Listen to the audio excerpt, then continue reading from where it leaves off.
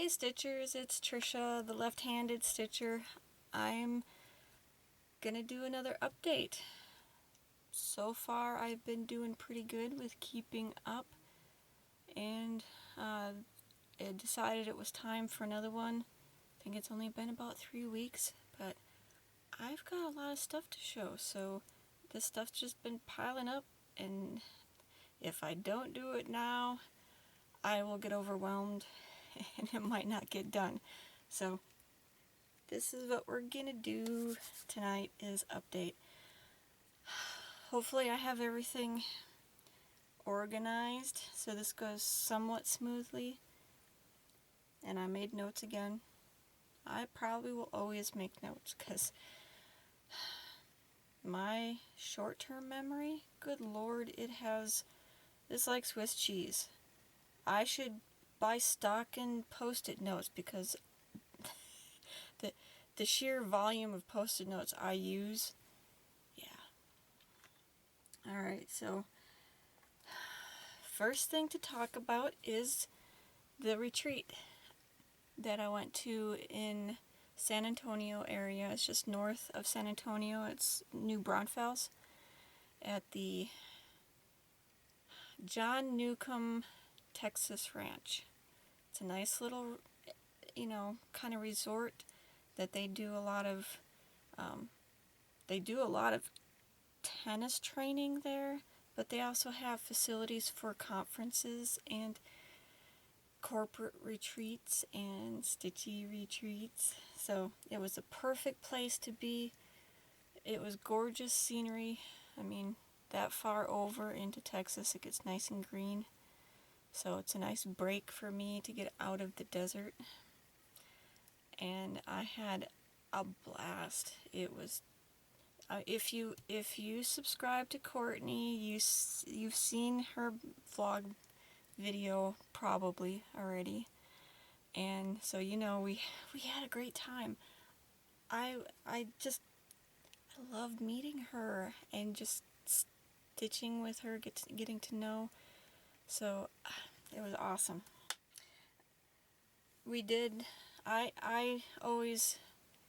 learned when I was a Stampin' Up! Demonstrator going to the conventions about roomie gifts. So since then I've always done a roomie gift, and so I gave Courtney, you've seen the roomie gifts that I gave her, and I'm gonna quickly show you what she gave me. A nice Texas bluebell candle. It is the color of bluebells, or blue bonnets. Yeah, sorry, blue bonnets. These little flowers are along the roadsides everywhere. And this, I mean, it smells awesome. It's freaking awesome. So this is definitely gonna get used. And it is freaking heavy, my lord. This is a nice thick glass container, so once I'm done with the candle, it might just become an orc container. Who knows? We'll see. The next thing was a package of chocolate truffles. We have been enjoying these. My husband just loves these, and I've been partaking in them as well. So there's those two things, which are just awesome gifts. I love getting stuff that's local to a certain area. It's nice. One more thing that she gifted me, you saw it in her video. She gave me her mermaid Undine, I have no idea how to say that, that she got in the silent auction, which is just awesome. It has everything in it, beads, and the water lilies, and fabric. And this girl has a crap ton of stuff. So I don't know when I'm going to stitch her. I like her. I've got a lot of stuff already on my to-do list, so I really don't know. But the cool thing is I showed it to my husband, and he expressed a little bit of interest in actually stitching this one himself, so we'll see. I'm not going to press the issue, but who knows? This might get stitched by my husband. Alright. The next thing, trying to go in order, my finishes. Well, this thing I finished at the retreat. You kind of saw it in her vlog. It is the Victorian Lace Snowflake. Let me see if I can get up on there and show you just how sparkly this thing is. It is so pretty. This was nearly an entire pack of beads because they're Mill Hill. I used the called for materials. It comes from one of the Just Cross Stitch ornament issues. If you need to know, or if I didn't tell you in the last one, let me know. I will just dig it up real quick and let you know. I have been wanting to stitch this for a couple of years now, since I first saw it, because it's just gorgeous.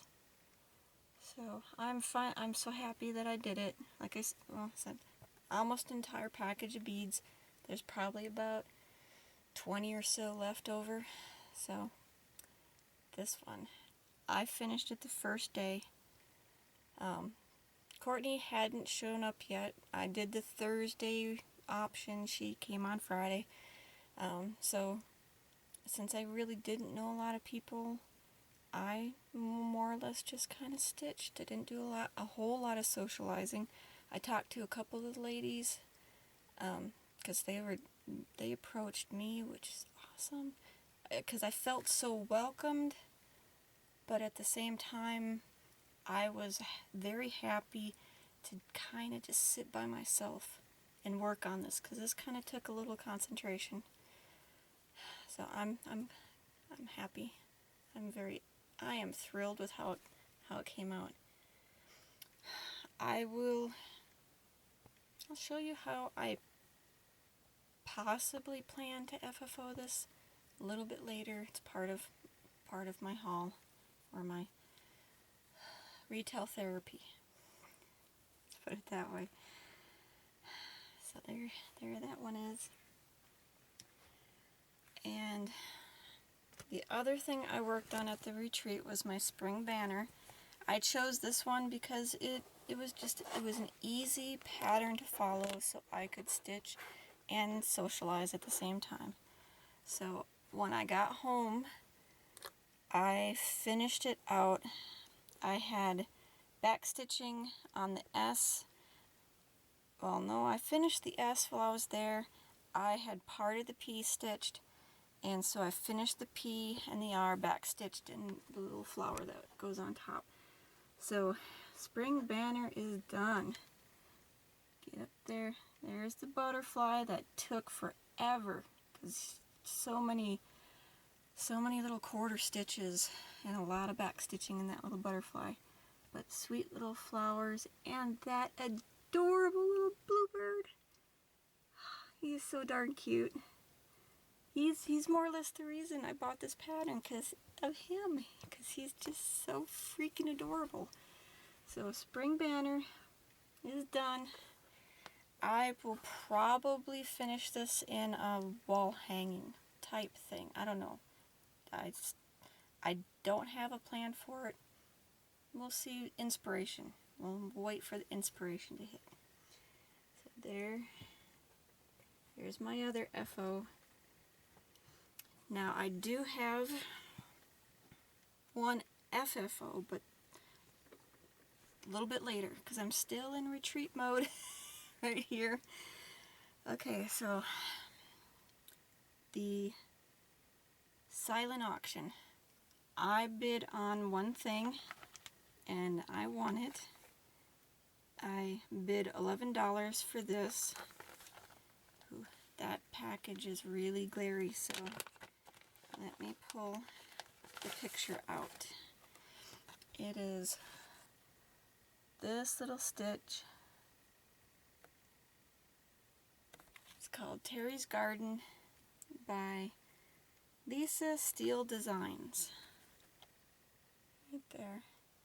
It came in different colorways, but this one is the purple. And my $11 that I paid for this, I was absolutely thrilled with, because, well, it came with fabric and these Rainbow Gallery Splendors and these as well. So all the purples that are needed, and then all the greens and neutrals in this package. I don't know how much these things cost, but I think I got a great deal for this. And one of the other things that I decided to bid on it for is the charm that goes in the center. Even if I end up not stitching this thing might end up as a needle minder, because check out that gorgeous little butterfly. Oh my. Yep. So this is one thing that caught my eye. It's got a whole package of beads that belong to it, so we'll see. I might get the desire to stitch it at some time. I've recently hit that point that they call Sable. You know, stash, acquisitions beyond life expectancy, something like that. I've begun to write down, you know, catalog the things that I've accumulated that just are my absolute, I must stitch these things list, and it's pretty extensive. So I've had to start really thinking about the fact that a lot of the things that I have I may never stitch. So it's getting to a point where I'm gonna have to do a stash unload type thing, because I've got so much to stitch. No, forgot to put the beads back in the package.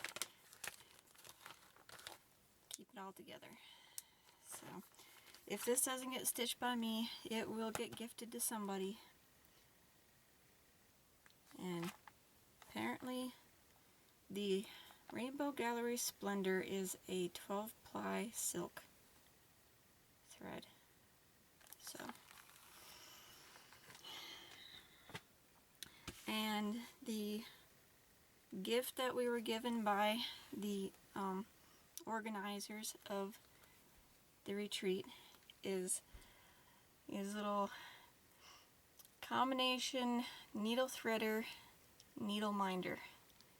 I got the little puppy. I'm not a dog person, I'm a cat person, but still, these are adorable. And we do have a dog. Once he gets older and he settles down, I might actually start to like him. We'll see. Because he's a good dog. He's just still a puppy, and he has lots of energy, and, well, training's been an issue because there's one adult in this household that cannot follow through with the training that we taught her. So, but once he's older and calmer, he's gonna be an awesome, awesome dog. Alright. The next thing, retreat-wise, is the pass-along table. I actually grabbed a lot of things off that table. Some of it I'm not going to keep. Some of it I plan to pass along to you guys. But it was, you know, there was a lot of stuff. It was a mountain of stuff on that table. So you kind of had to look through it quickly, or else it just got overwhelming. So, you know, I grabbed things as I saw them that just kind of, you know, caught my eye. Initially, I kind of felt bad about the stack of stuff that I was pulling off that table. But at the end of the retreat, when one of the girls that runs the store, you know, organizer of the retreat, was packing up what was left on the table, she was like, I have no idea what to do with all this stuff. So at that point, I didn't feel bad anymore.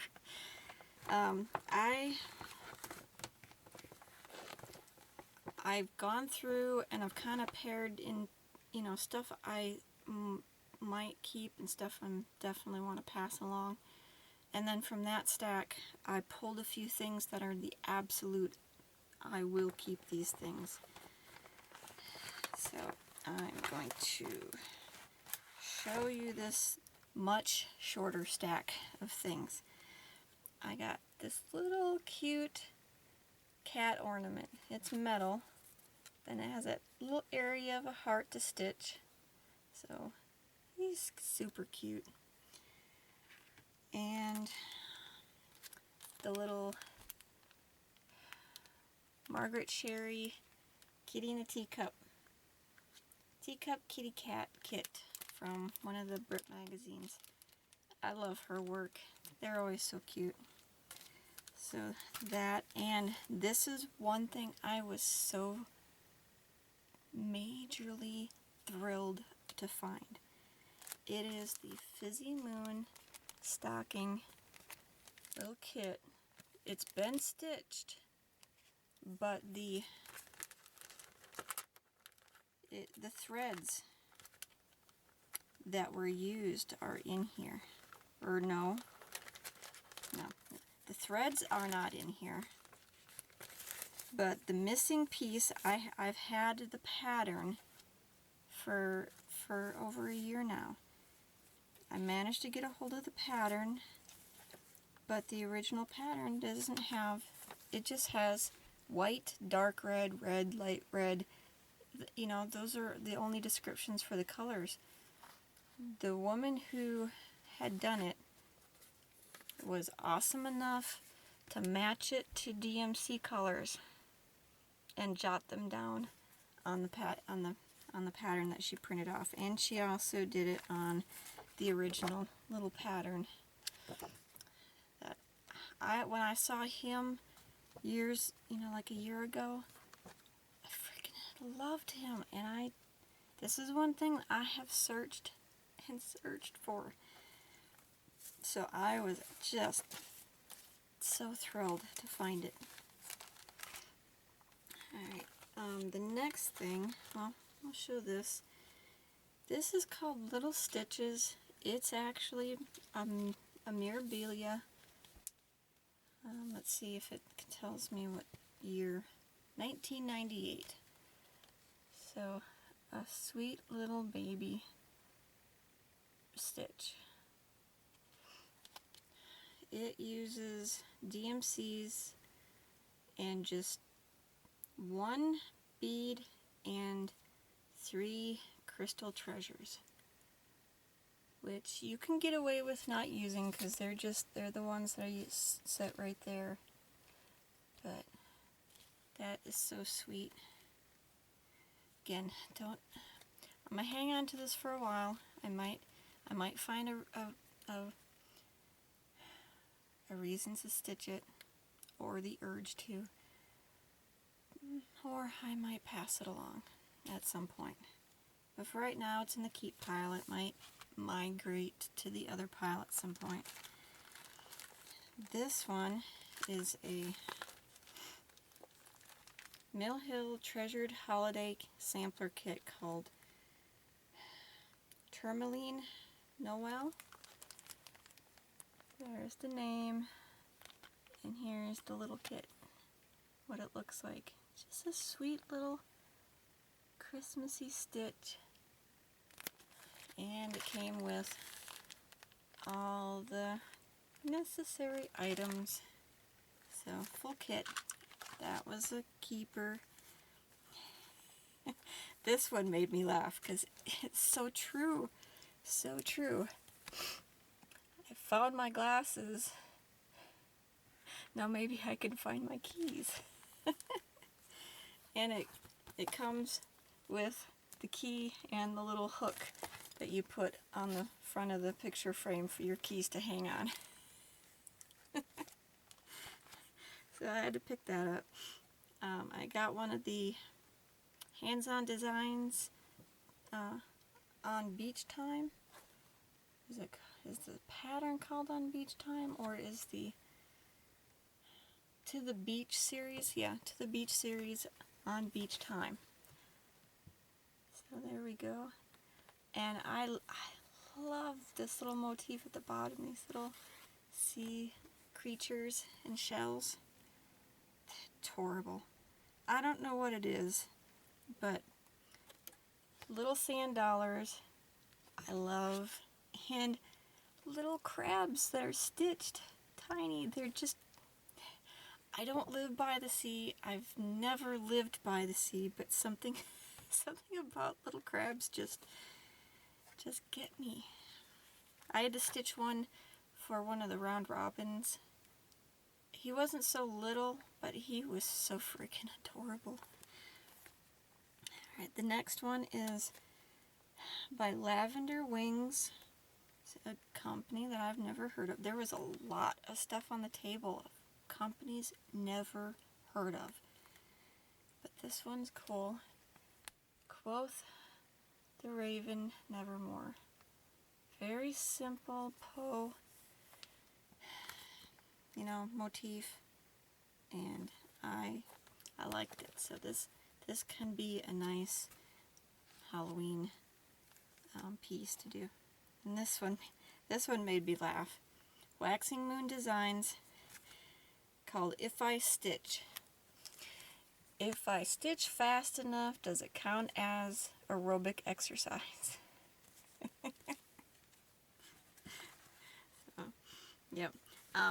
This one does not have the picture for it, so I'm not going to really show it to you, but it's the one from Little House Needleworks that says, I am thankful for my daily bread and also for my cross-stitch thread. So I'm happy to have this chart, because this is one that's been on my wish list. Just haven't gotten around to buying it yet, so now I have the pattern. Yay! This thing is, I don't know how old this is. There's a sheet on the front with the original packaging front to it. This is called Ruby Angel, and it's from the Renaissance Angels, and it looks like it's a 1995 kit. So there, that's what it's gonna look like, and it comes with all of the thread and beads and treasures. So it's a full kit.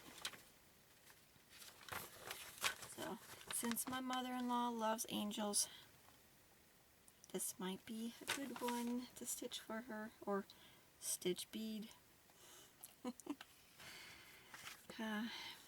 This one, I saw this years ago on Pinterest. I didn't know where it came from, but it's definitely one of those ones I'm gonna stitch if I ever get an office job again. I can please only one person per day. Today is not your day, and tomorrow is not looking good either. I love that one. And I got two little patterns. First one is a Lizzie Kate. I love this. Dear Santa, I can explain. That one's awesome. And this one's been on my wish list for a while. I just never quite got around to buying it. Bent Creek's A Merry Little Christmas. It's just such a cute little simple little pattern to stitch. There. So that's that pile of the definite keeps of the pile of the stuff that I'm leaning towards keeping. Let's put it that way. And there's a large pile of stuff that I'm not keeping. I'm happy to pass it along. So some of it will be giveaways and some of it will be stash and load. And a few items are going to be sent to a fellow Flosstuber because they're right up her alley. So you'll see it when they arrive at her in her mailbox. Let's put it that way. Because she's very good about showing the stuff that comes to her. So you'll see them. Alright, so.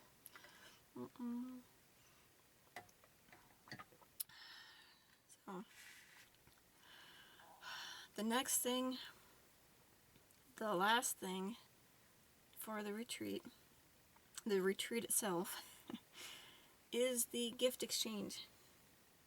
So you recall, oh no, you don't. I filmed a short little segment of the thing that I made for the gift exchange, so I will insert that here. Alright, hey guys, here it is. Project bag that I made for a gift exchange at the retreat. I did something different, as you can tell.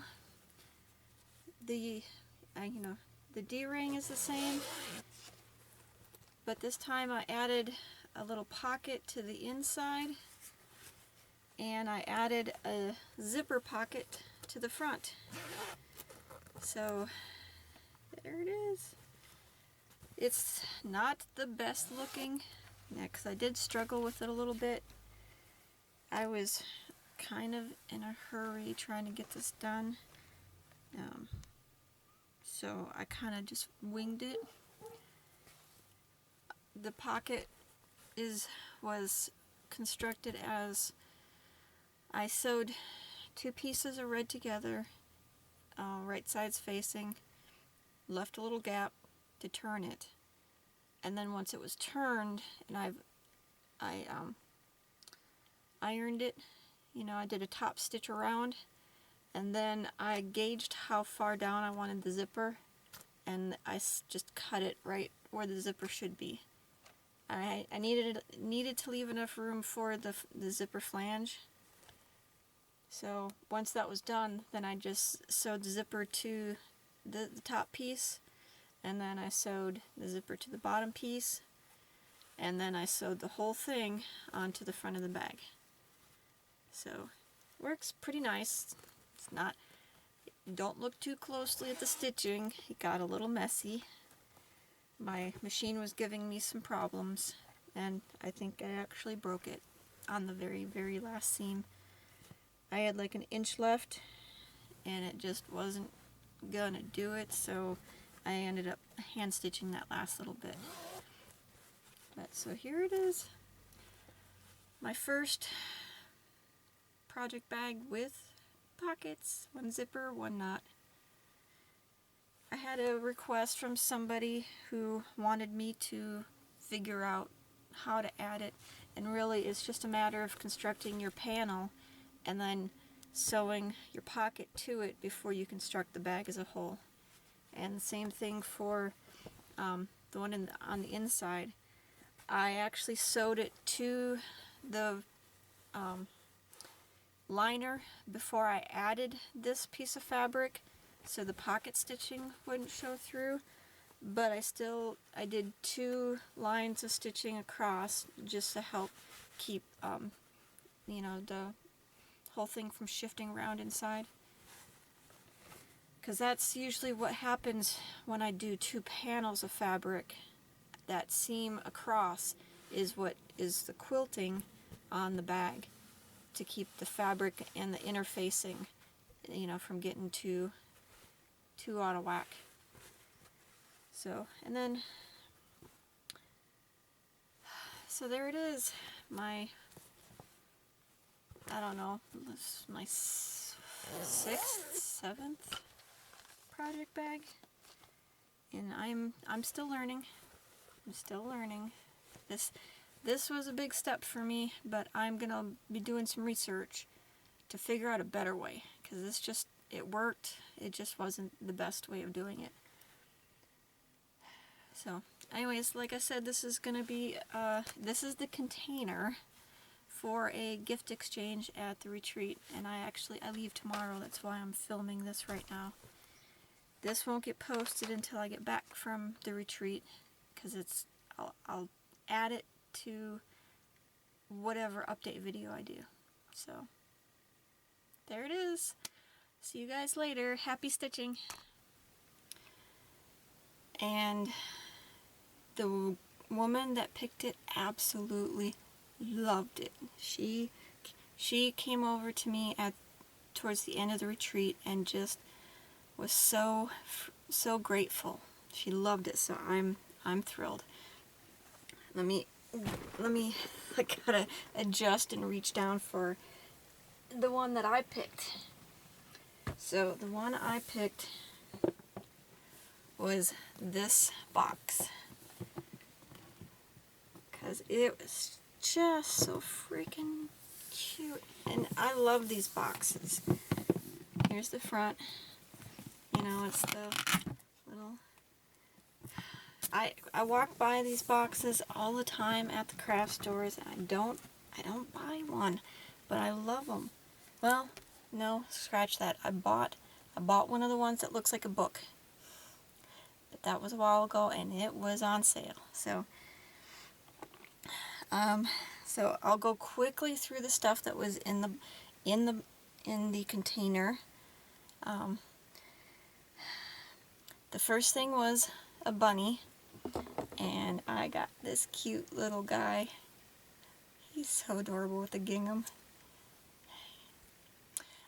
The bunny that I gave was to die for adorable. I found it at Walmart, and it was a little bunny with his little paws up like this, looking up at you. And she said that all the girls at her table wanted to take it from her because it was just that adorable. So, let's see. The next thing was something round. I'll show you what I gave. I gave was one of these candles. Aloha Colada, because it's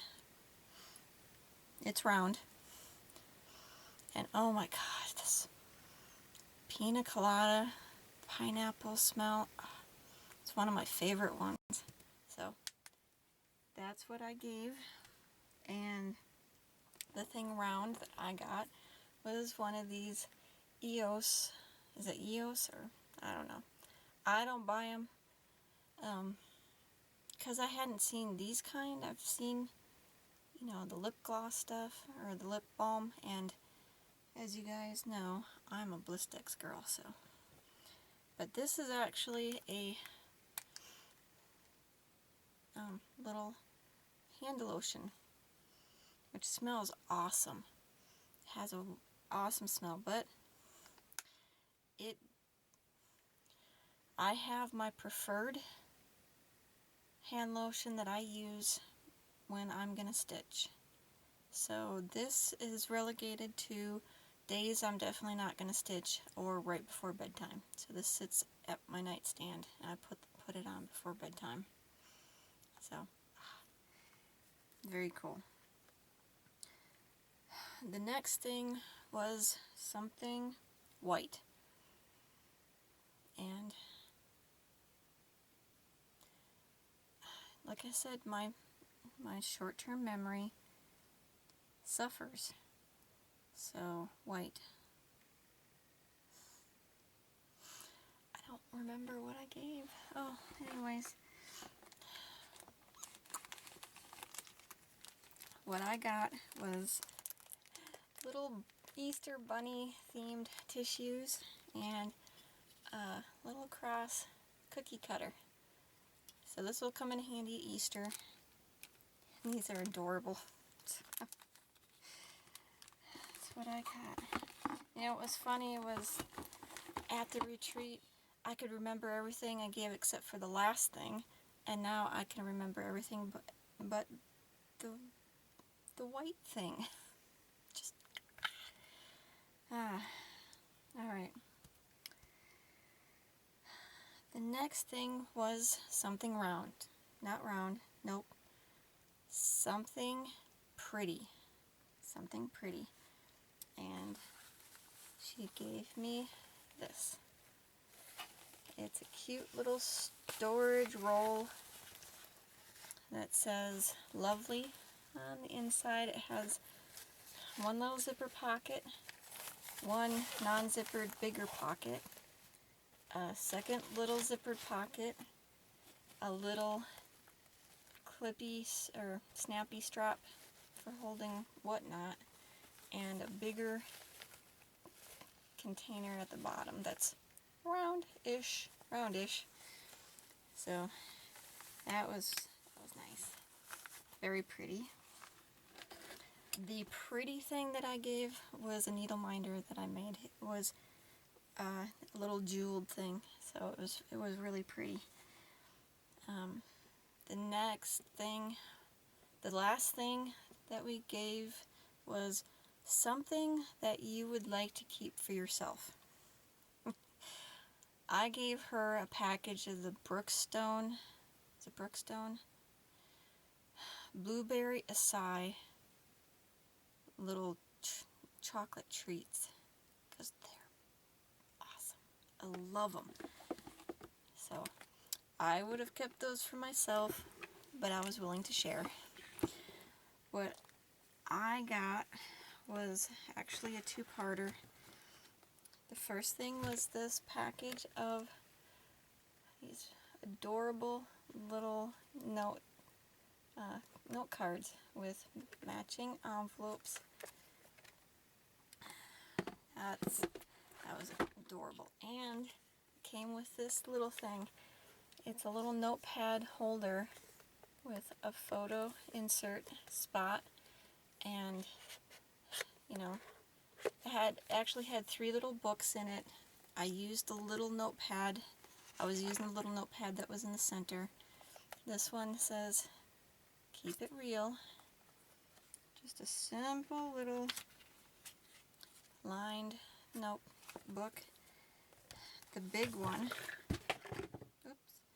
is "A dreamer's heart can inspire great things." I love that. And this is just a nice, simple little... You can never have too many notebooks. Well, I mean, you can if you're Joe. But I am constantly grabbing a notebook for something. And it came with its own little pen, which, since it's a ballpoint pen, it won't last here for very long. We were down to 11% humidity today, so yeah, stuff dries out quickly here. So let me put all this back in and get it off the table. But yeah, this container, it was a no-brainer for me to pick this because it's just so freaking adorable, so pretty, and I can always use another box to keep my stash in. Alright, the next thing is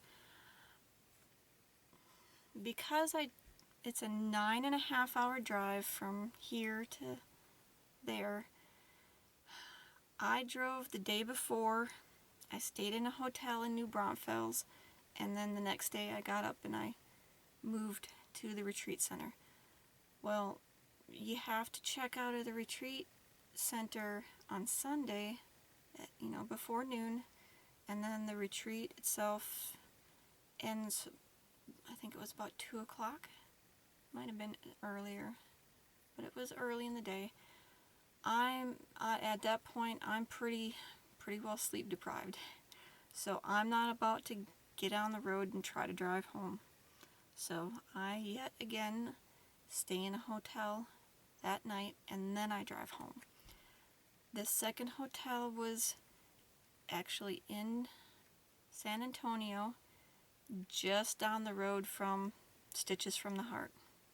So I did that purposely so that I could get up the next day, get up on Monday, check out of my hotel, and stop by the store on my way out of town. Perfect. So, since I'm at the point where I've got more stuff that I can stitch, I was pretty selective with what I picked up. The one thing that I needed to get while I was there, the 2 patterns that I'm gonna do later this year, the Wedding Row by Bent Creek and Bent Creek's I Love You More Than All the Stars in the Sky. The Wedding Row is for my husband, and I Love You More Than is for my son. I wanted to do some color conversions on those, so I took those patterns with, and I got a handful of. Some of them I'm positive are going to go into them, and other ones are possibles.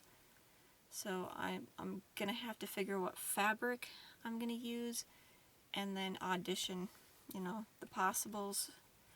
So it's still work in progress. I'm still deciding on the colors for these things.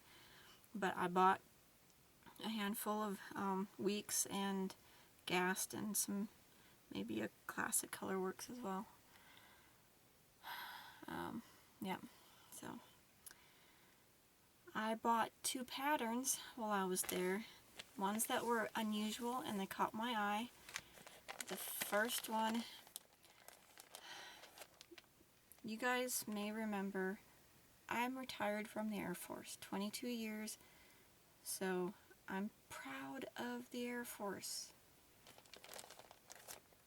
The cross stitches that I've been able to find up to this point for Air Force was always the Air Force seal, which is, how well and good. But what I really wanted, and I finally found it, it is Cody Country cross stitch. So one of the independents called Air Force Tribute. It is the more modern Air Force logo. I love this logo. So I am thrilled to finally find it in a cross stitch. So there that is. I had to get that. And this one is called Celtic Merry Christmas by Artists Alley. So again, not one that you really hear about. It is this Celtic knot Christmas tree. Merry Christmas. This is done in all DMCs. It says it's done on 14 count even weave. Is there such thing as 14 count even weave? I don't know. Unless they meant, it does look like it's like a plastic canvas. Really, really wide weave. So it might be a 14 count even weave. But the threads are all DMC. But does this not lend itself to blinging it up? So yeah, there is definitely going to be some sparklies added to this one if and when I stitch it. Who knows? My husband might even stitch this because, you know, we're both fans of Celtic designs. He's a bigger fan than I am, so he might do this. He's still working on his first one. He's done with all the cross stitches. The last thing he's got to do is the back stitching the words, and he's intimidated by it.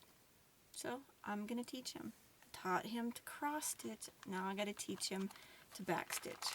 So when he's ready, I told him, when you're ready, we'll sit down and we'll do that. So, but I do like to find designs that he might like to stitch, so I have them on hand. All right, put that in the bin.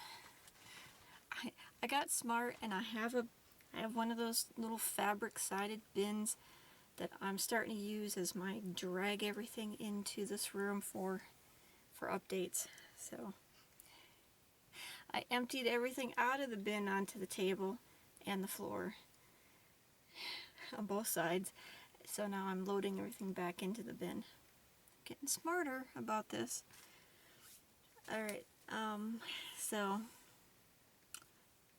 done with the retreat and my visit to Stitches from the Heart. Stitches from the Heart is a really good store. It's a little bit bigger than the one that I have up in Albuquerque, and they have some more variety of stuff as well. But it has your standard fare as well. So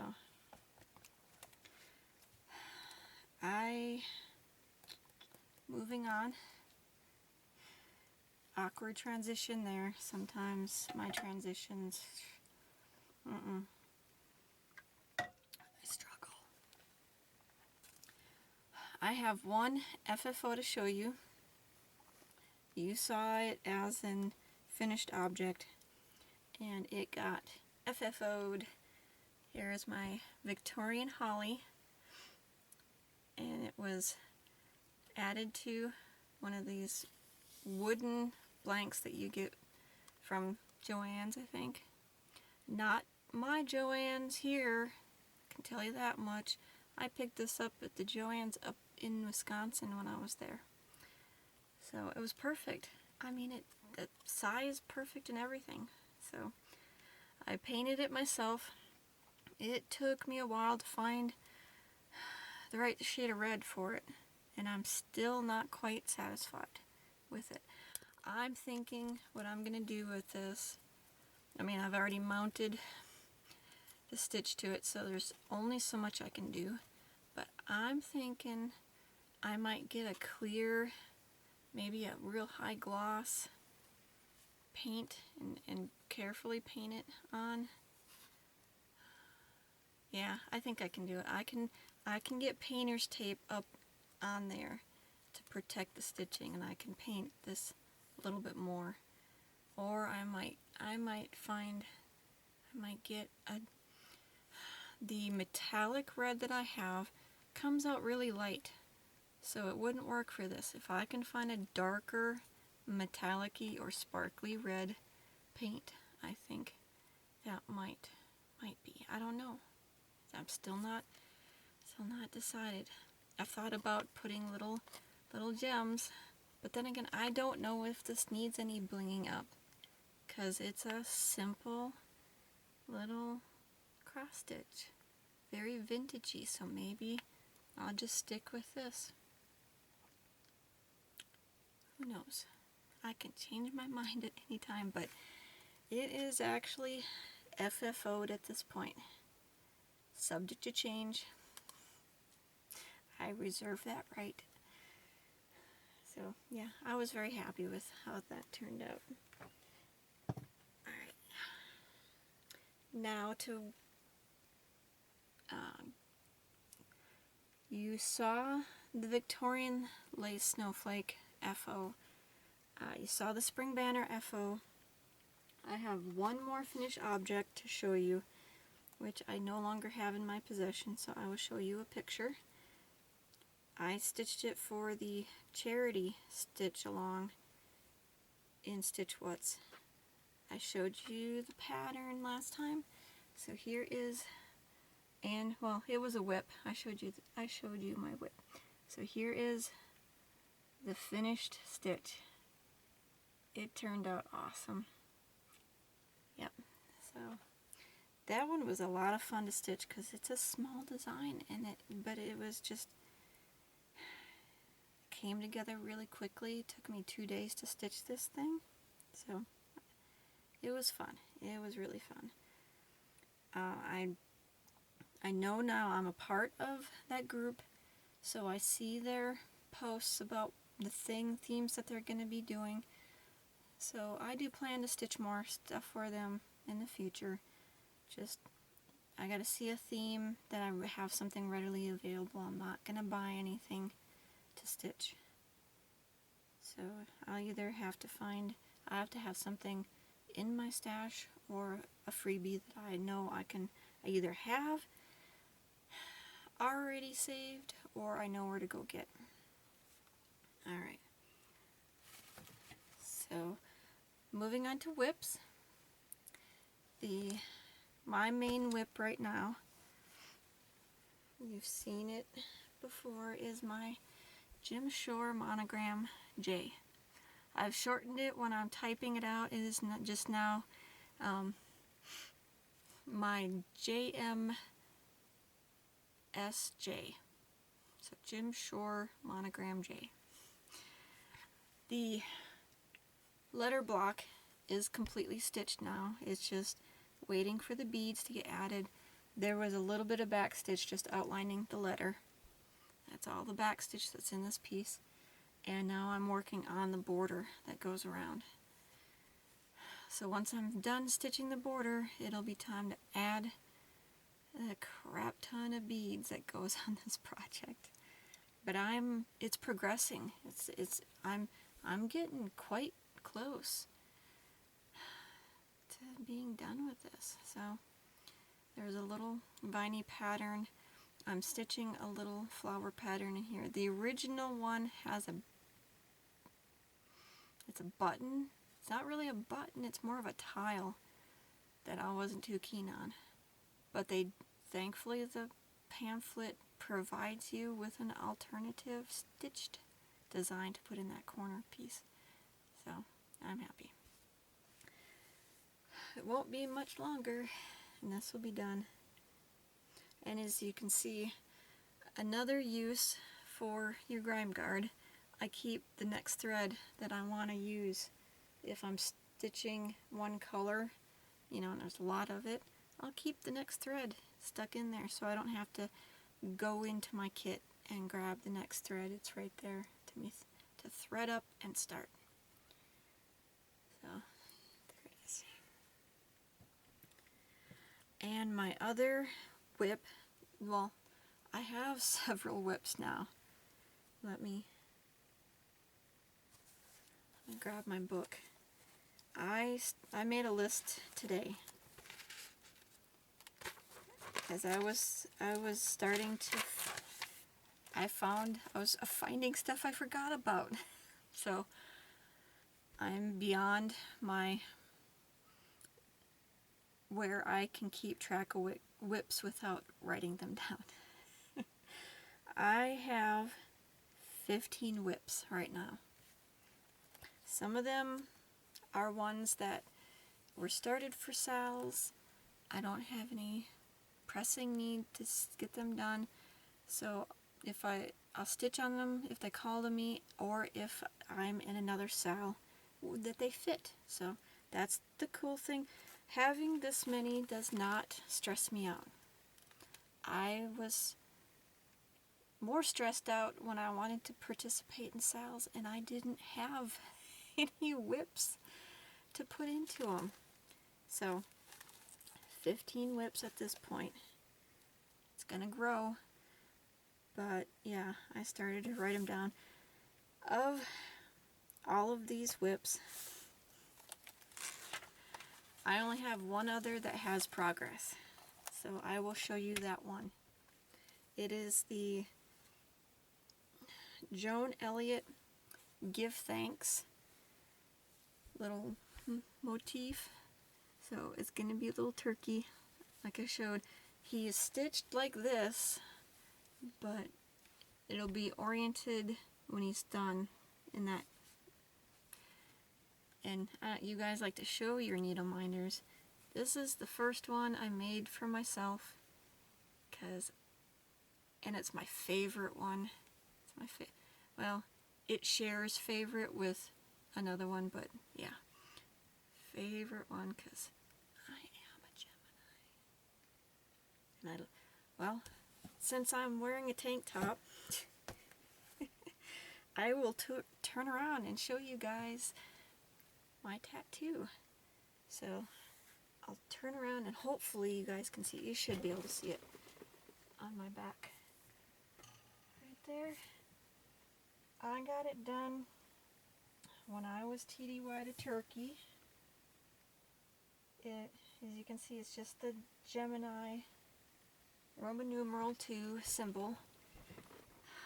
I expressed my concern about the black fading over time, and he loaded that with so much ink.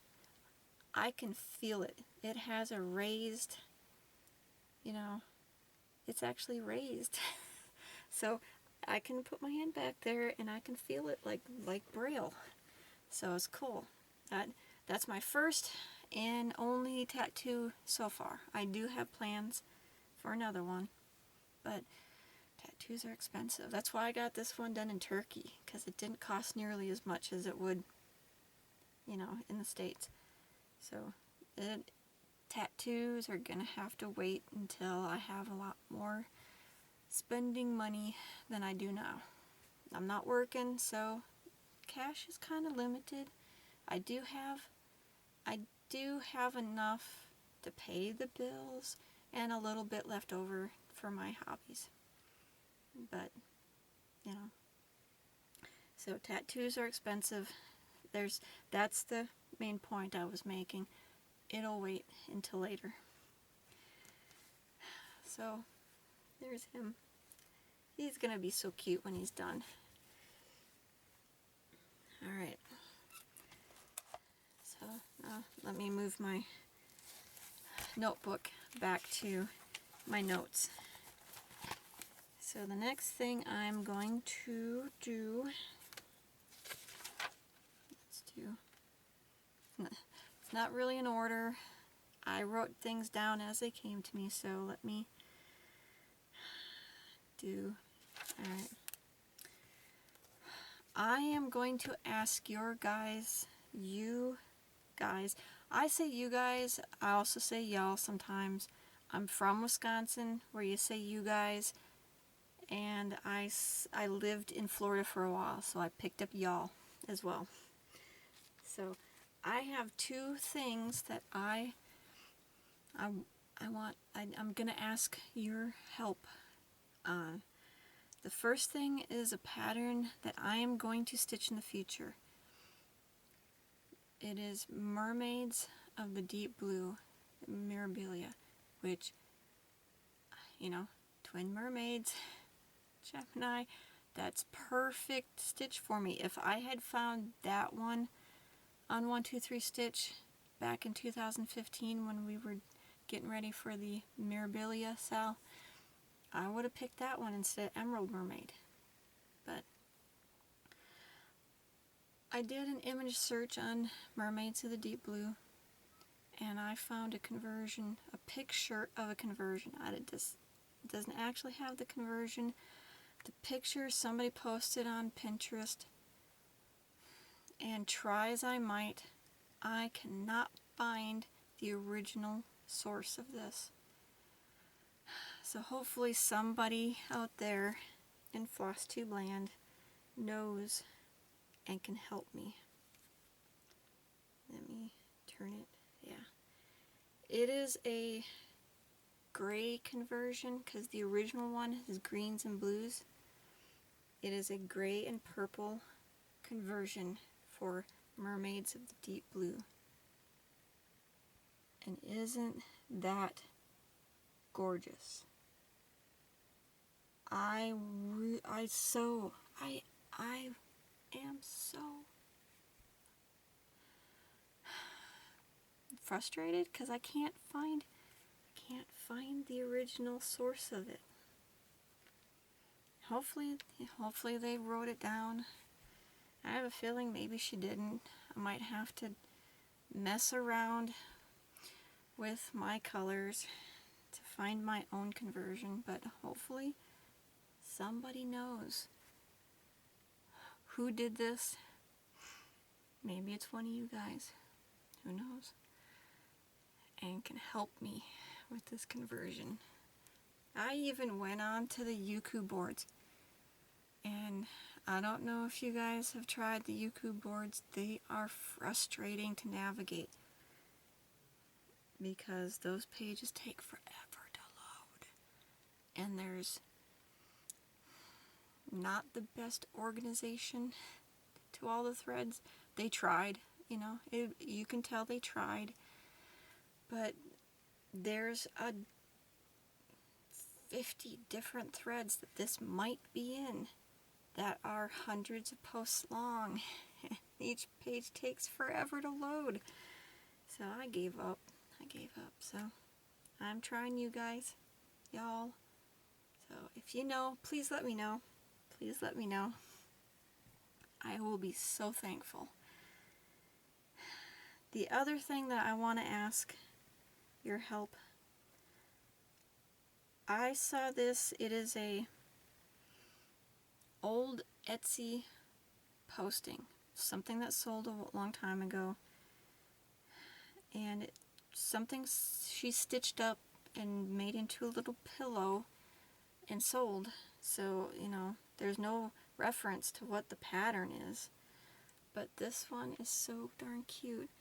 It's not this big, it's actually way smaller. I think you can tell by the size of the stitches. It's really small. I don't know, I can't make it smaller. But this is so darn cute. It's probably in one of those old pamphlets that has like 50 little designs in it. So I'm hoping somebody recognizes this and can tell me where it's from. So there's that. Those are the two things I needed help from you guys, y'all, stitchers.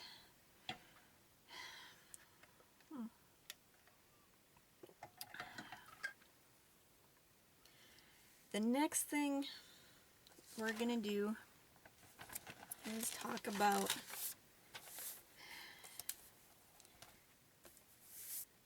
Flosstube, Facebook kind of stuff. Stitch What's is on a break, and it might be not restarting. There's been some indication that it's just going to end, which I'm bummed about. I was having a lot of fun with it, and a lot of people in Satin Door have also said the same thing. We were having so much fun. So, but apparently the mods, the heads of the houses and the headmistress, their personal lives are just getting so swamped, which I can understand. But I'm still bummed, It might start up again. Who knows? The indicator right now is it's not going to. So we'll see. The next Facebook thing is Jessie Marie's Countdown to 29 sale. I am going to participate in this. I'll probably do its own video, who knows, to show you my plans. Actually, I can go over my plans, I just don't have any pictures to show you. And of course, these subject to change at a whim, let's put it that way. For April 15th, which is Stitch on Your First or Oldest Whip, I chose Emerald Mermaid. She is currently my oldest whip because she was started back January 2015. April 16, stitch on something related to the letters J, M, D, and S. I'm stitching on my Jim Shore Monogram J. It's perfect. Has 3 of the letters. For April 17, something you were enabled to stitch, or something you were enabled to start or purchase. And I chose Emerald Mermaid because I bought her specifically for the Mirabilia sale. 2 years ago? Yeah, 2 years ago. For April 18th, her favorite colors, maroon, orange, or purple. Stitch on something with 1 or more of those colors. And I'm going to stitch on my Balls Deep because it has orange in it. So I'm going to do the orange stitches on that piece. For April 19, it has to do with her bulldog, so stitch on something with an animal. Bonus points if it's a bulldog. I chose to work on Unstoppable because a T-Rex is an animal, right? So that one I'm going to stitch on. For April 20, stitch on something pretty. I chose my Jim Shore Monogram J because that is it's pretty. It's such a striking design.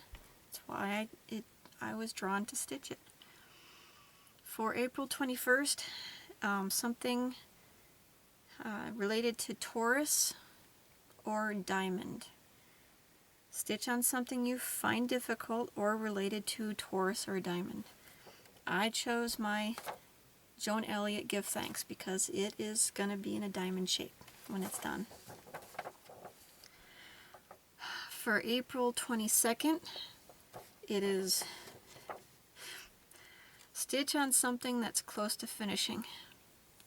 I chose, it was right here. Well, anyways, you'll see pictures when I do my video on it. Whether it's a pre-sale video or a post-sale video, we'll see. I chose my little watermelon kit that I started for the Maliciously Hopeless sale because that little kit is so small that it was close to finished the moment I started. So I'll work on that one. For April 23rd is stitch on something related to the number 29. So I chose to do 29 minutes on my Jim Shore Monogram J. If there are stitches left to do. If not, I will pick another project to do 29 minutes on.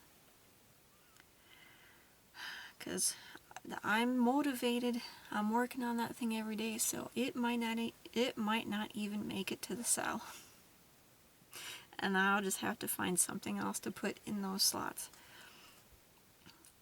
April 24th is something related to a book or a story, since Jessie Marie loves to read. I chose to work on my Splish Splash design because it came from a magazine, and magazines are loosely related to books. So that's what I chose. For April 25th, birthday, that is her birthday, and she says to stitch on a new start or your most recent start or something birthday themed. I am doing a new start. I found a pattern on Etsy. I have always loved the Lizzie Kate pattern, the Promise Me, you know, that you'll remember, you're braver than you think, you know, that thing. But I was hesitant to stitch it, to buy it and stitch it, because I was gonna, you know, I want to make it for my son, but that design is kind of girly, you know, and I would have had to do some redesigning of it, and I just wasn't up for it. So when I found this one on not Pinterest, Etsy, I bought it. It's been a few months I've had it in my stash, so now I'm gonna start it. It's a more blocky text, and it has graduated color. I'll show it to you later. But I'm gonna start that one. I actually did a color conversion on it because I don't want to do. There was something about the way the colors were arranged on the original pattern that I didn't quite like, so I've chosen my own colors. And I will show you what they are later. So that one is going to be in my new start on her birthday, and then the next day is the last day. Stitch on something related to family. So since I'm stitching it for my son, I will continue to work on remember you are braver. So there's my preliminary list of what I plan on doing.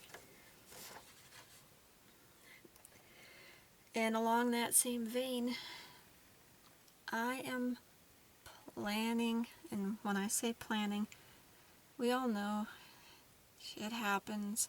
Life may throw me a curveball and change my plans altogether like it did last year. But this year, I am planning to participate in Stitch Mania.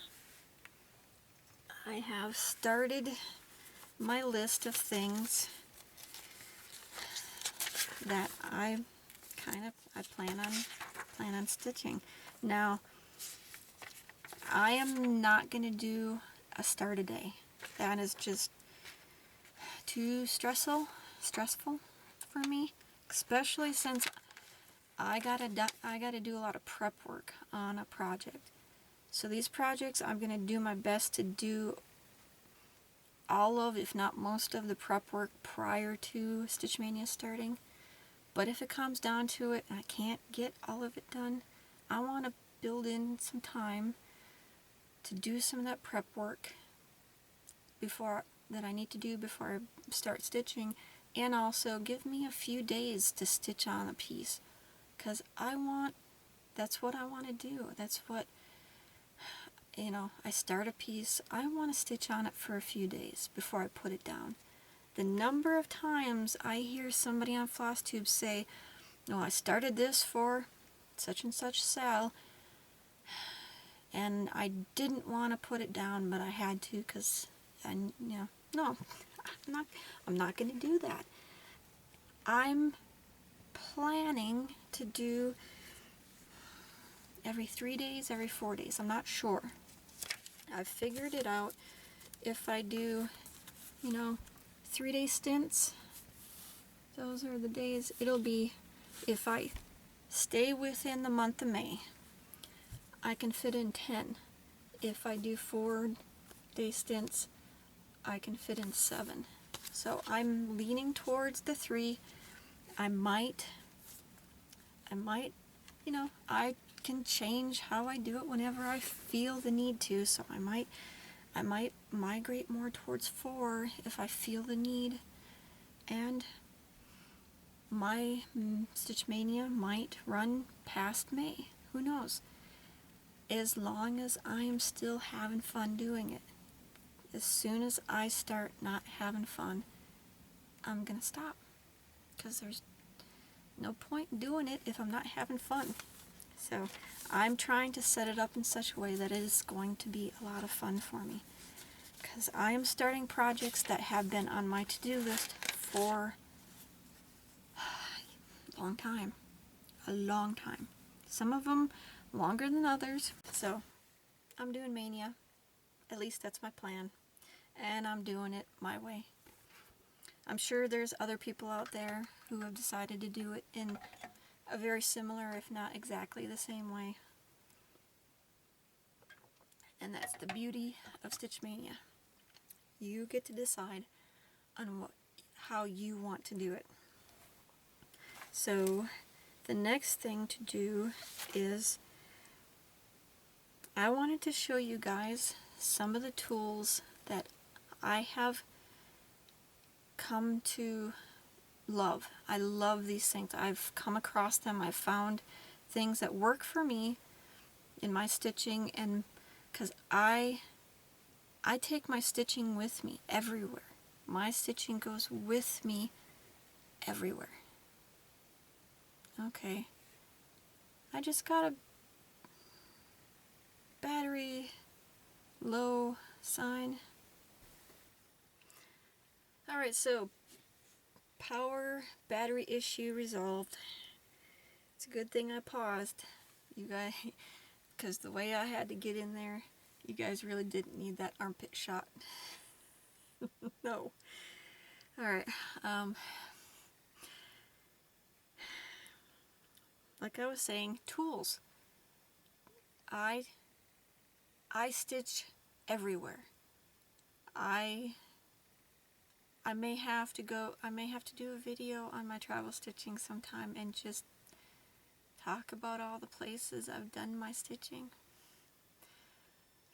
So some of my tools are geared towards traveling, and I think they're some of them are unusual, so I want to show them to you because some of you might go, wow, that would be so helpful to me. So the first thing I have is this little guy. It is a ort catcher, and I actually use this one at home too when I'm sewing. This gets set next to my sewing machine, and your orts go in there. And because you twist it and it catches everything inside, and then the bottom just kind of seats right back into the ring that is the top, and it travels just like that. I found a tutorial on YouTube, so if anybody's interested, just let me know, or if I remember, I will just link the video. It was not a particularly easy, it's easy enough to do. I had a little trouble sourcing the ring because I needed something with a good sturdiness to it. And then the only machine stitched part is the seam, which I can't find. Oh, it's right there. The seam that runs this way down this tube of fabric.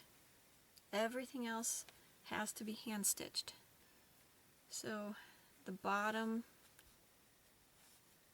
there's two pieces for the bottom, the one that's inside and the one that's outside, and this tube gets stitched to both of them. So one end of the tube gets stitched to one, the other end of the tube gets stitched to the other, and this ring is placed in the middle before you do that, so that it gets caught, and then it likes to roll when I, put it in its travel position, and I like the way that looks, so I leave it that way. But it's original. I don't know, little not neat running stitches just to keep that ring stuck at that apex of the tube. So I made this some time ago, and I've liked it. I'm not in any hurry to make another one, let's put it that way. It's a lot of hand stitching. It's quite tedious, but it's very, very handy thing. So there's my travel ort catcher that I like to take to retreats, because it'll just sit on the table and it's a quick place to put my orts. Now this thing is my travel when I'm in the car, when I'm on planes, airports, doctor's offices, everywhere I go. This is my ort catcher. It is one of those coin purses. That's the squeeze top. And it's perfect because it just takes one hand to open it. I throw the quart in and then it closes right up and keeps everything nice. It's perfect. The first one that I had was a promotional item from the Services Squadron on Base. These things aren't readily, you can't find these things in stores. I tried finding them in thrift stores. I couldn't find them in thrift stores. I finally found a seller online. I had to buy a package of them. So I put one in each one of my travel bags, and I give them out as gifts as well. I gave one to Courtney because I think they're just awesome for travel stitching. And the best thing that I found is my favorite pair of scissors. These little things, they are small and they are super sharp and have the tiniest little, I just love these, and they're not expensive. They fit right down in there, and now it's when it's in my bag, in my whether it's in just the project bag or if it's in the accessories bag, my scissors aren't a danger to anything. So, and I always have scissors because the one time you find yourself without a pair of scissors when you're on the road, yeah, you remember that. Make sure you have scissors. So I ended up with multiple pairs of scissors when I travel now, but I know there's one in here all the time. And then along the same lines, I discovered this recently. I bought this little container at Joann's. I'm not going to try to say it. It's a play on the word. It's a pun for solutions. Solutions, but that sounds like it might be a little dirty. By Art Bin, and it's got a magnet in the back, and I discovered it is the perfect little case to keep, needle minders in and needles, so that I can keep it next to me on the couch where I don't have a magnet board to stick them to, and they stay nice and not stuck to things that they're not supposed to. And it's great for travel. I throw this in my bag when I'm going to a retreat, so then I always have, my favorite needle minders to use while I'm there. So perfect. I mean, the needle minders stick on there, just like that, and it's also magnetic enough. It holds, your needles and safety pins by itself.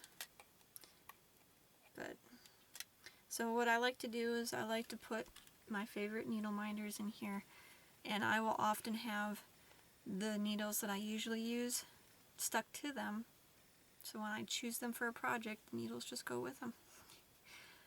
But some of the needles that I've been using recently have gotten too old, and their finish has gotten worn off.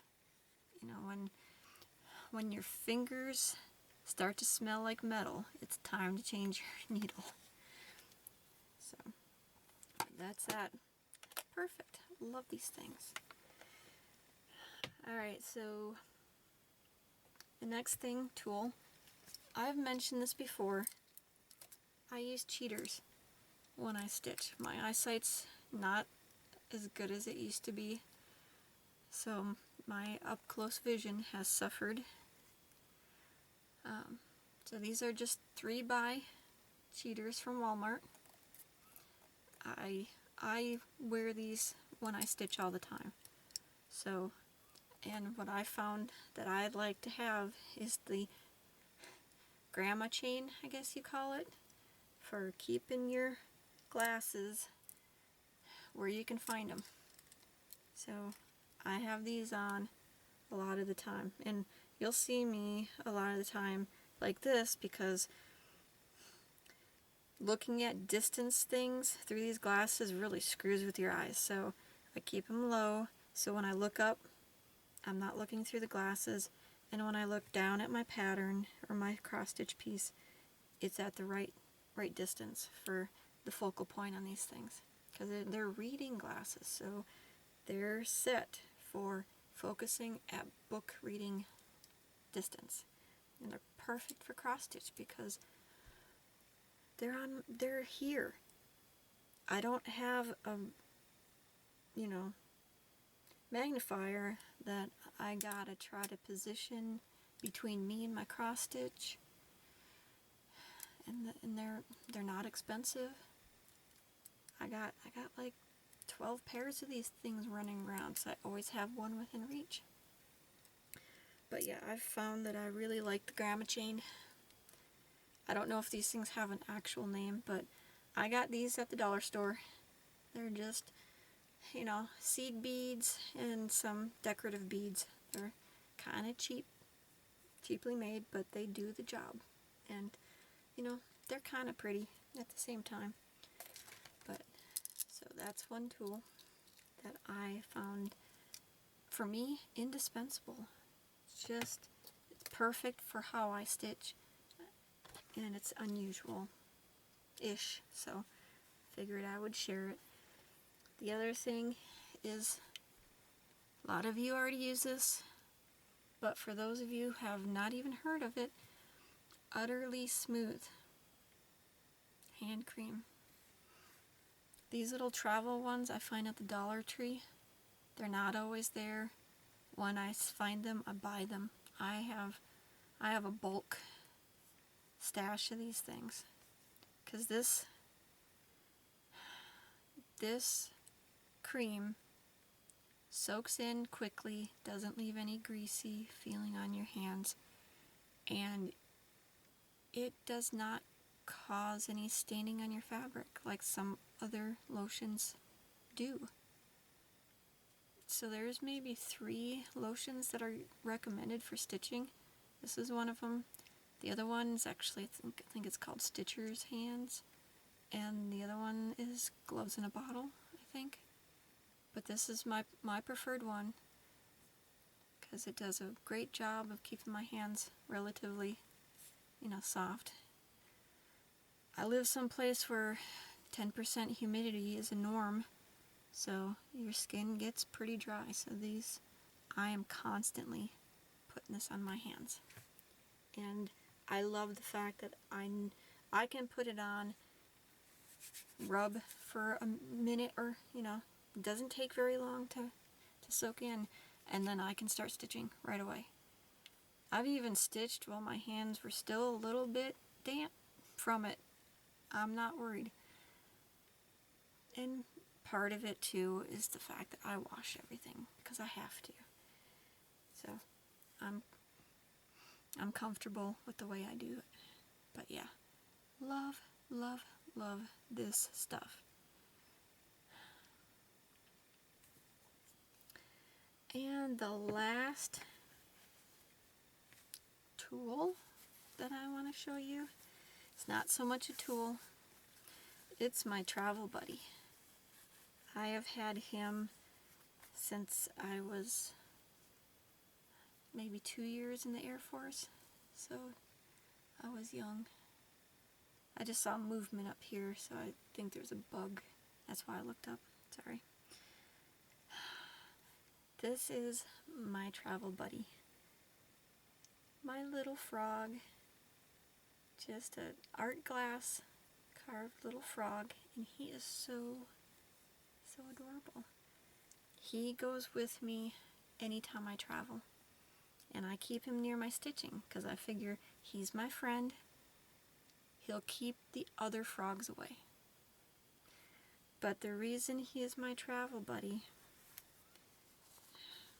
he comes with a little card, and I bought him from a company, a catalog company called Travelsmith that specialized in travel gear. but it's, I gotta get good light to read this, so I'm gonna have to lean forward and hold it at just the right distance from my aging eyes. It says in Japanese the word for frog, which is keru, with the accent on the second syllable, and the word for return, keru, with the accent on the first syllable, are the same, except for the accent. So take this frog on your journeys as a symbol of your wish for a safe return. That's why he has been my travel buddy anytime I go somewhere. So I guess you can say he's my talisman, good luck charm, but he also lends himself to be my stitching buddy as well. So here he is. Moving on, the next thing in the future, near future, is the Albuquerque retreat. So Stitcher's Garden is having their spring retreat in April. So I already have my hotel reserved for before and after. Because even, well, 4.5 hours might not be a bad drive if it wasn't such desolation, such mind-numbing desolation areas that I gotta drive through. So I do I drive up the day before and I leave the day after, just for safety's sake. So I have the hotel reserved and the retreat's paid for, and I'm starting to plan for the retreat. I've decided what I'm going to take with me to work on. Innocent Guardian is going, because she's going to get her last bit of work done there. I gotta add beads for the little halo. I'm going to do that there. And then I will start working. I will bring Emerald Mermaid with me to work on, because she's been calling, so I'm ready. I'm ready to start working. And since I've I progressed to a point where her, bodice and tail have all the cross stitching in them, it's time to start on the Krennic. But I'm glad I put her down for a while, because now I've learned, Krennic's good, Petite Treasure Braid is better. So I bought the Petite Treasure Braid. That's the conversion for the color of Krennic that the kit calls for. So I'm going to be using Petite Treasure Braid instead of Krennic on that one. She is stitched on a 28 count fabric, so I will be using the Mill Hill beads that I bought for her, that is called for. But I prefer to stitch on 32 count most of the time, so future mirrors are probably going to go on 32 count, which means I'm going to have to convert the Mill Hill to Delicas, just so they fit better. And if anybody knows of a conversion chart between the two, please let me know. I searched online, I can't find one. I contacted Fire Mountain Gems. They don't have one. And of course, Mill Hill's not going to give you one. So, and I can go to an LNS and look at the Mill Hill beads, but I don't have anywhere here I can go to look at the Delicas to do a color matching. And trying to do it over the computer screen is proving to be difficult, to say the least. But maybe there's a conversion chart out there that I haven't been able to find. That would be an awesome thing to know. It would make my life a lot easier. Alright, and in addition to those 2 projects, because the retreat happens right in the middle of Jessie Marie's Countdown to 29 sale. The projects that are for the days that I'm going to be gone are going to go with me, and I will work on them on those days. So those projects will come with me. And I think those, I'll probably take my Jim Shore project with me, and maybe something else, I don't know. That should be more than enough for me to stitch on while I'm there. And, well, I mean, the Jim Shore will be there in case I hit a point in Emerald Mermaid where I have trouble, you know, or I just get tired of her. I don't know. Because I'm probably going to put the Petite Treasure braid in her body and tail. And then after that's done, I'm going to start on her skin. Which, again, I am glad I waited. That I put her down and I just haven't picked her up. Because I've learned so much from other floss tubers. So what I've learned is that I want to do 2/1 10 stitch for the skin. And because of Courtney, she showed on her vlog a method that makes absolute sense. Well, since her X's go the different way than mine, I had to do a little bit of, you know, figuring out how, you know, it would work for me. But I did. I have a graphic that will, you know, I can follow now, which I'll share with you guys next time once I've verified that it works for me. I want to do it myself before I share it. I put it out there just in case there's a flaw in it somewhere in my figuring. So I'm going to try it out and then I'll share it. But I'm, you know, learning from other people is one thing that is just so freaking awesome about Flosstube. These different techniques and ways of doing things. It's just, I am so much more prepared to do these, you know, projects that used to intimidate me because of Flosstube, because of what I learned from you guys. So, again, I love you guys. Personal life, my brother Greg is coming to visit me. So he'll be here next week, and he's staying for about 6 days. Well, he flew down to Arizona to visit his daughter because she just had her second baby. And since he's in the area, he's going to fly over here and spend a few days with us. So I'm looking forward to it. Because I can't be certain of the timing, but I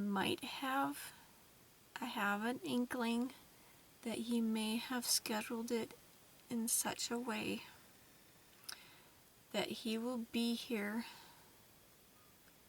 during the time that we found out that my mom had passed away, and her funeral or memorial service and her birthday is all within that span of time that he's going to be here.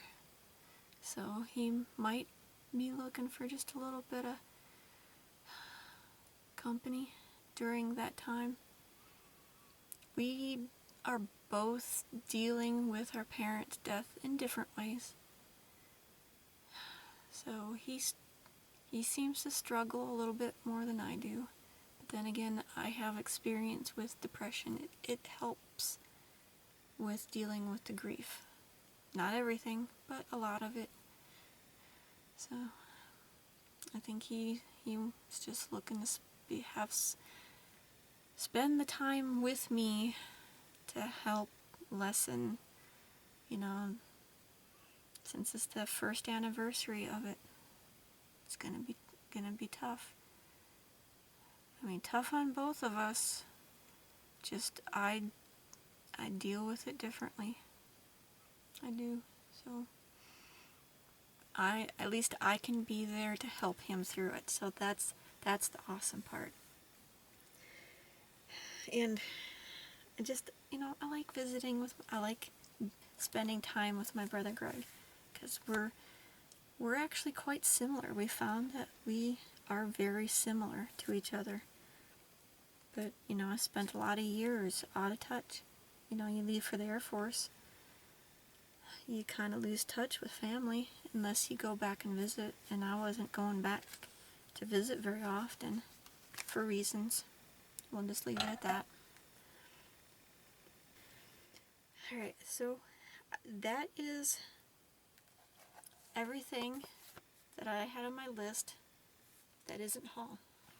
And these are of interest because when I was in Eau Claire in my hometown in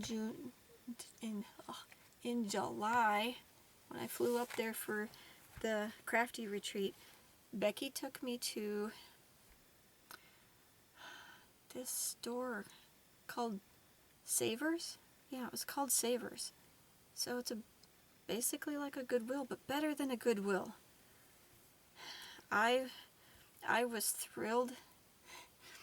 I was thrilled to go to the store and look through the store, but at the same time I told Becky, at the same time, I was so frustrated, angry, upset at the same time, happy and upset at the same time, because the caliber and variety of stuff that they had at their thrift store is so much better than what I can find in this area. This area sucks. It just sucks. It really does. I've stopped going to thrift stores because this area just sucks. But I found 3 booklets in their little cross-stitch section that needed to come home with me. The first one is a Jeanette Cruz Designs called Explore Tuscany. So it's got, I love Italy. I love Tuscany. I love Venice. I love Rome. I've been there. It's an awesome place. So these designs really appeal to me. I think the one that does most is this garland of olive branches. And while that border would lend itself to some other design as well, because that's just a gorgeous little scrollish, I don't know, scrolling border. So I don't know how many designs out of here I'll stitch, but it needed a home, so I gave it a home. The next one is Looney Tunes, because everybody needs a Looney Tunes pattern book in their stash. And I loved the little squares, little vignettes of our favorite Looney Tune. And if I had had this before my dad passed, I would have had to do this for him, because he called me his Tweety Pie, and he always said that to me.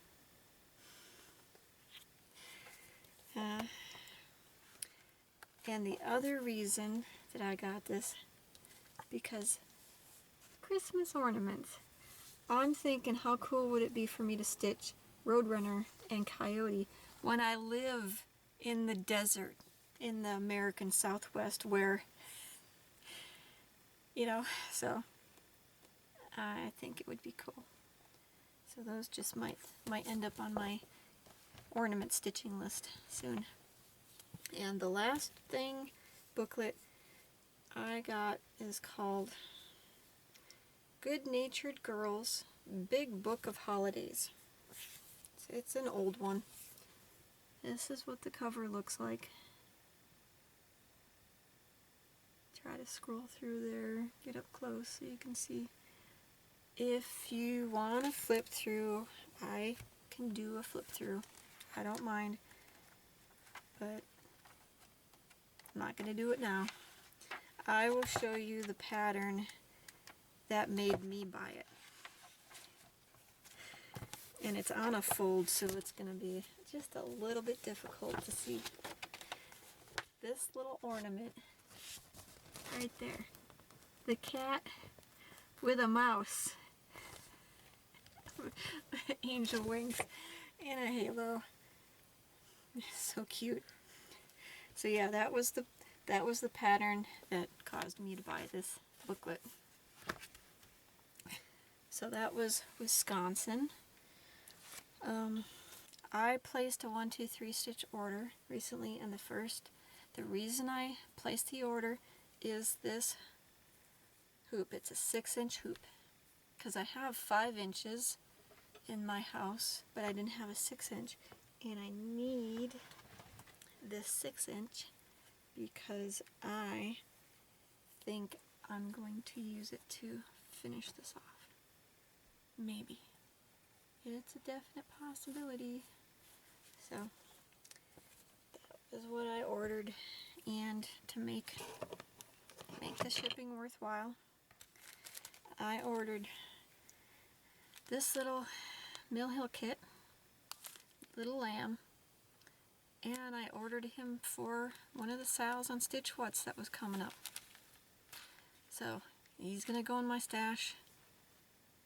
I might find a reason to stitch him later at some point.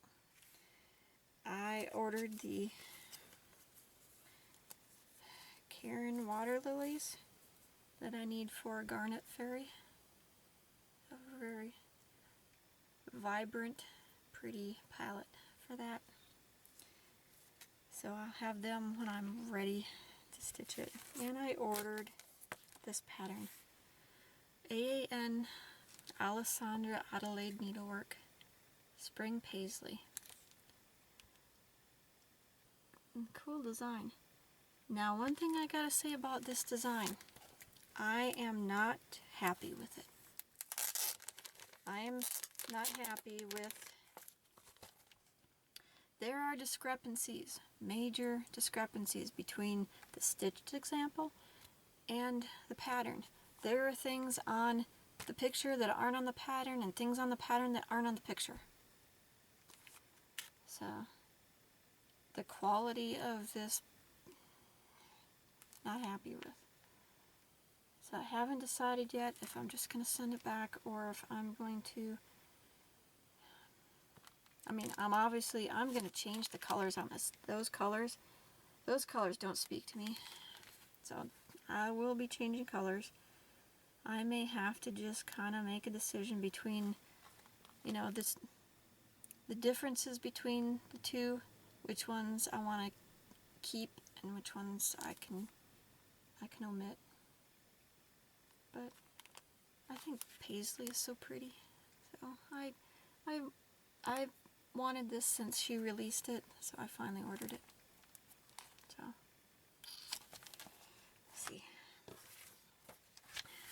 The next thing I want to show you is a rack that I got. The lovely Sandy Jo. She was showing, her stash. She was going through her stash, trying to organize it, and she was showing a lot of indigo rose patterns. And she said she had an extensive freebie library. So I asked her for the pattern, if she had it, that I have been searching for years. Because it's a freebie, but Indigo Rose doesn't produce patterns anymore, so it has been incredibly difficult to find a copy of it. So it is called Four Little Hearts. If you Google Four Little Hearts Indigo Rose, you'll see several variations on this of coloration. Some people have done it in all one color. Some people have done the hearts in one color and the accent pieces in a different color. It's just a super cute little pattern that I have wanted to stitch ever since I first saw it, and I couldn't find the darn thing. So now, thanks to Sandy, thank you. I have it, and it's on the list for future possibles. And additionally, she sent me 2 more Indigo Rose patterns. This one is called Spring Garden, and, well, more than a few. This one's called Four Little Acorns. So I'm going to have to Google that and see what it looks like. And another one, the last one in the stack, let me see, is another Indigo Rose called To the Point, as in the number 2, the point. I guess it was a Heartland Cross Stitch Hop 2003 design. So it's just a simple little black work design. So that's cute. And it even, something that I kind of know how to do. I understand the mechanics of it.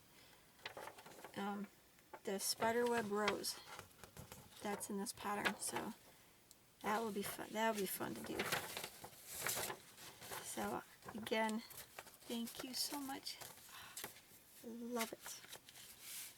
Love it, love it, love it.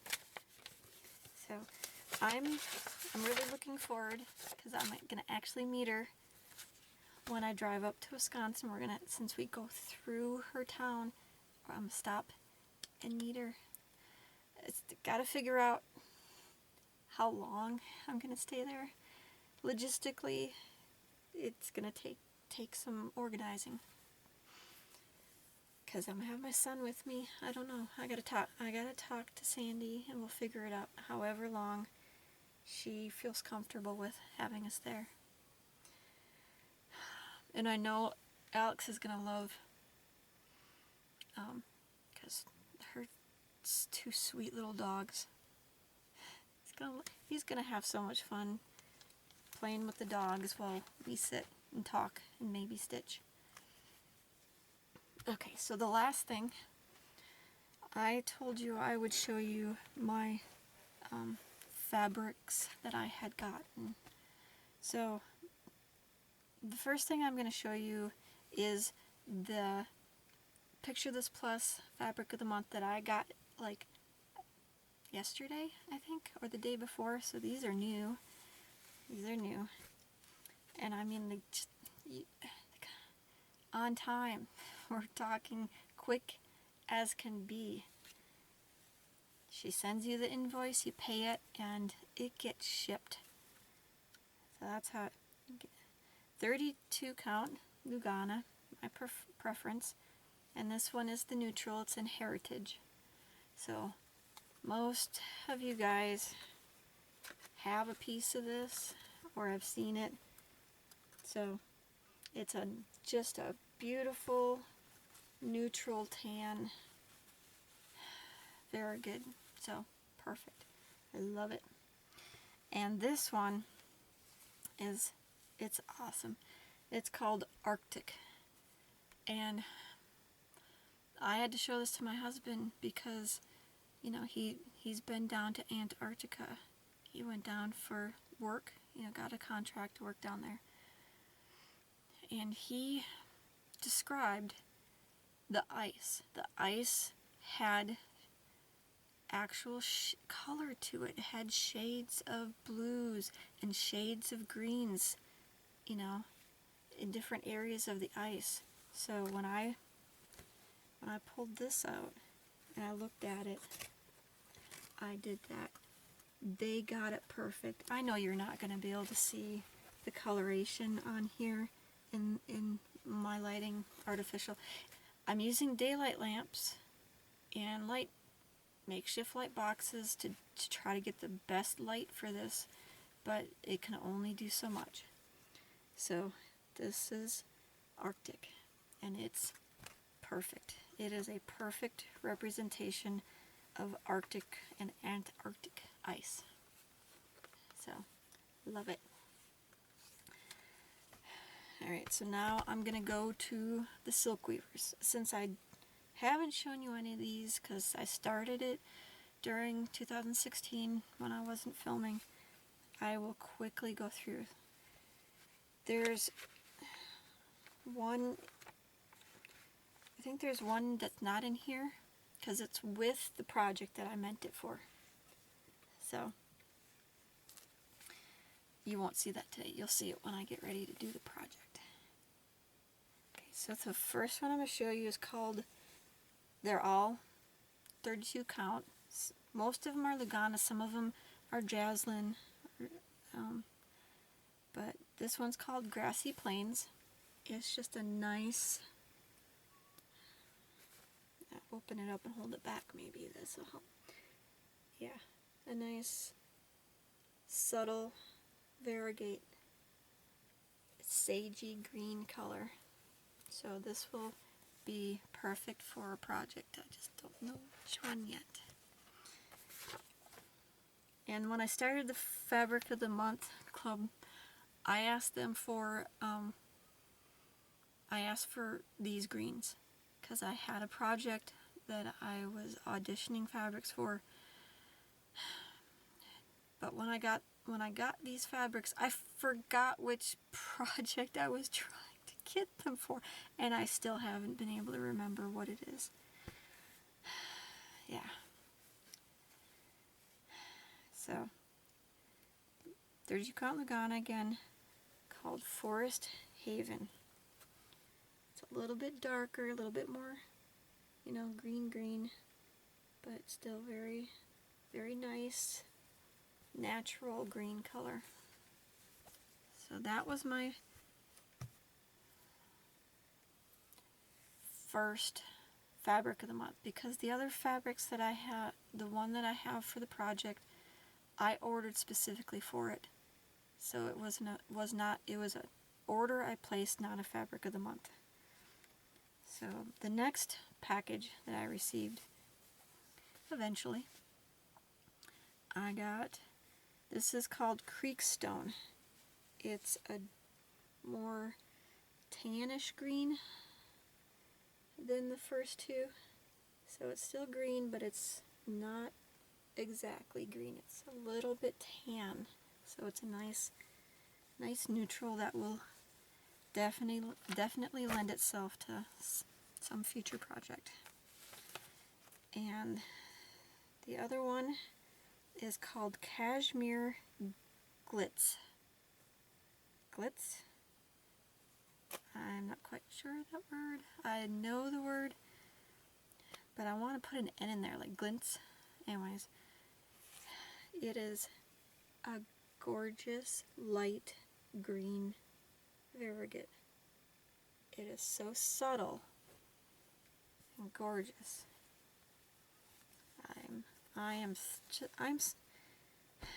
Their fabrics are beautiful.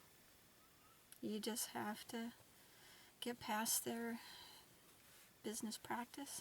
Let's put it that way. Alright, so the next one, package I got was, this one was for April and May. It is Meadow Mist. It is a very light, kind of springy green. But yeah, again, beautiful, subtle variegation and a nice green neutral that is just gonna be perfect for something. And the other fabric that they sent me is called Cascade. And it's a nice pretty blue. So yep, that, and it's a very, mostly it looks like a light denim-ish color. Let's see, I don't know if you can see that, but it's very pretty. Alright.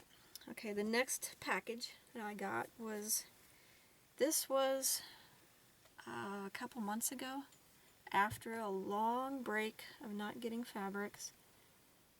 I think they're trying to fix their processes, business practice, I don't know. But I got a package with 4 months worth of fabrics at once. This is a 32 count. I'm just going to say everything's 32 count, and if it's different, I will let you know. But this is a Lugana, and it's called Golden Harvest. And this one's odd, but it's, yeah, you can definitely see the variation in color in this one. There's some blues and greens in here. So, and tans, blues, greens, and tans. So it's a very interesting fabric. This one was auditioned for a project, but it was close, but not quite. So it didn't make the cut. But we'll talk, that was willow. We'll talk about that later. So there's that. The next one is a jaslyn called Spanish Moss. And this is this green. Oh no, it's a weird mix between a green and a sage green. So that's a good one. And this one, this is a jaslyn, and it's a solo dye, so it doesn't have a name. But check out those colors. Pinks and oranges. It's beautiful. And it's so, these fabrics are so soft. I just want to. Alright, and this one, wow. There will be a project that it will be perfect for, but it's another solo dye, so it doesn't have a name, and it's a Lugana. Look at that. Wow. Deep red. I mean, just dark, deep red. It is gorgeous. Just gorgeous. Moving on, we have the stack that came in a package about a week ago. So again, 4 months worth. I'm okay with them sending 4 months at one time. If that's the way it has to be, that's the way it's got to be. As long as they send me what I pay for, we're good. Alright, this one is a jaslyn, and it's called Desert Storm. So it's a nice, almost terracotta, but very heavily, variegated on one side in some spots. Let me open this one up fully. Maybe I can get it all in there. So there's the one side, and then there's the other. So I don't know. It's going to be a unique piece that goes on this, whether I use the whole piece for it or use a section for something, but it is gorgeous. I mean, the blending of colors is... This one is called Ocean Tide, and it's a nice, blue, green, well, turquoise, and aqua color of fabric. Very watery. So, yeah. Definitely a good name for it. Ocean Tide. Yeah, this one's a Lugana, and it's called Boo. as in, you know, Halloween, boo. It's gray, mottled gray. So it definitely will lend itself to a project because it's a nice neutral color that sometimes you just need gray for a project. And I've found finding the right shade of gray is not easy. Hence why I dyed my own the one time. Alright, and the last one I have to show you is called Heritage. And it's Lugana. And it's a tan, brown, pinky kind of combination. So it's very pretty. It makes you look, I mean your eyes have to try to figure out the colors. But yeah, it's definitely got a pink undertone with a tan base maybe. So, gorgeous fabrics. Crappy customer service. So that's it. That's everything. That's everything. Good Lord. I don't have a counter on this camcorder. It's a camcorder and it's a little older. So I have no idea how long this is going to be. But it is. It's 5 o'clock in the morning. So I am not editing this this morning. It's going to wait until I go to sleep and I get up before I'm going to even start editing this. So, again, thank you guys for watching. I hope you enjoyed this and you saw some stuff that you know, you go, ooh.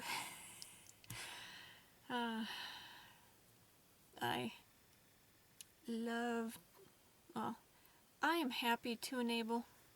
I don't want to be an enabler when it's not a good thing for certain people. But, you know, I want to be there for when it's a good thing for people. So, alright. I am going to close. And we will see you next time. I have a list of non-update videos to do. So, who knows when you'll see me next. Alright, happy stitching everybody. Bye.